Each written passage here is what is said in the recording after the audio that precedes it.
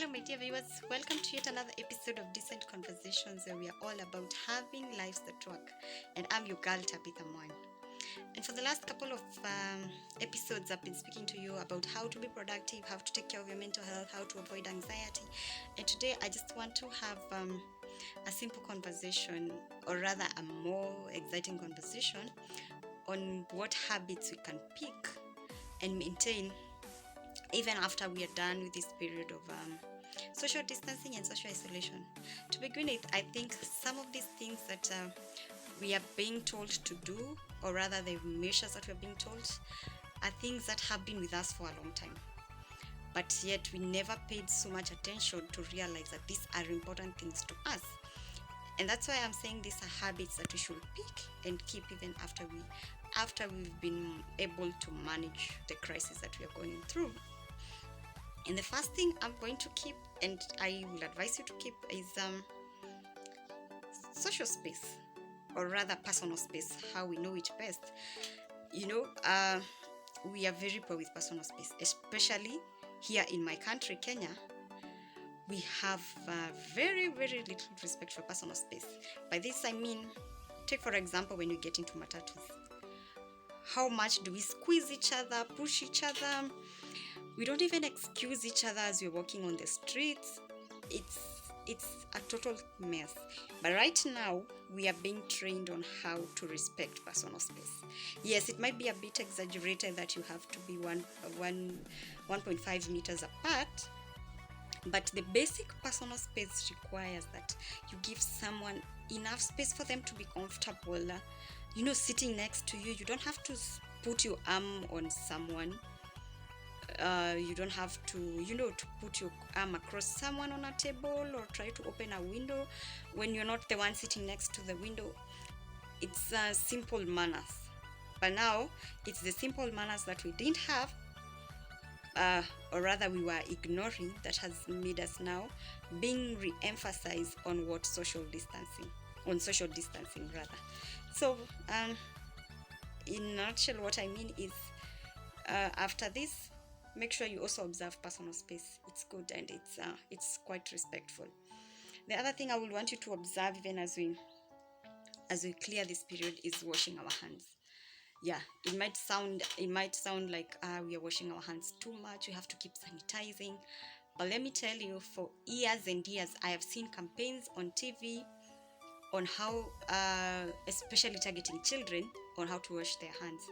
And it's basic knowledge that by washing our hands with soap and washing them the right way kills a lot of germs, which protect us from so many diseases.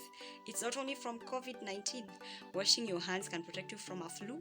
It can protect you from other infections, like let me not mention others, but it can protect you from so many germs. So simply, even as you finish this period, keep your hands clean. It doesn't mean that you'll be fighting COVID, but you'll be protecting yourself from other infections as well. Yeah. And the other thing we can keep is making every touch special. Trust me, right now, yeah, we are not having a lot of hugging, handshaking, and we really took it for granted. I mean, with my friends and even my family, we could take our hugging and kissing, and it was just like a routine. But trust you me, with this period of not hugging or not being close to anyone, you begin to appreciate the importance of basic human touch. And now it will mean so much when we're back to normalcy, and you can really hug the person you care about, and it will mean so much. It won't be just a routine, but it will be from the bottom of your heart, and you'll be saying, as I hug you, I know what it means not to have someone close to me. So you will take it even with more weight. So yeah, you will try and make every touch, every personal touch to the people you care about, be special. And yeah, that's something I'm willing to do as well. Yeah. So the other thing I think I'm learning is unnecessary movement. I'm the kind of person who is always up and down in my line of work.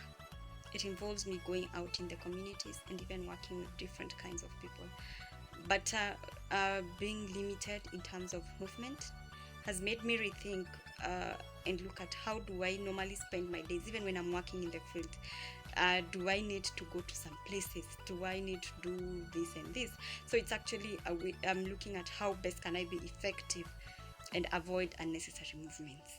So yeah, this is a period that is teaching me a lot, and I think once I get back to normal work, if I am going to go anywhere, it will be with an objective, and I'm going to make sure I am limiting my movements.